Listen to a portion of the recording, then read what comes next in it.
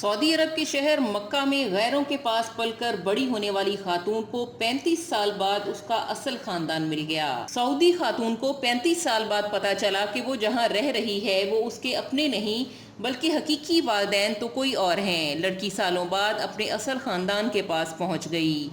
خاتون اپنے اصل گھر تو پہنچ گئی مگر اس کی ماں کا اس وقت انتقال ہو چکا ہے جو اسے دیکھے بغیر دار فانی سے رخصت ہو گئیں۔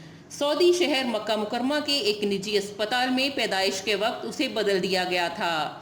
لڑکی کا تعلق امیر گھرانے سے تھا لیکن اسے غریب اور نادار خاندان کے حوالے کیا گیا۔ مکہ کی خاتون کا کہنا ہے کہ وہ ہمیشہ سوچتی تھی کہ اس کا رنگ، شکل، ناک نقشہ اس خاندان سے میل نہیں کھاتا۔ شادی بھی خاندانی رشتہ دار میں ہوئی۔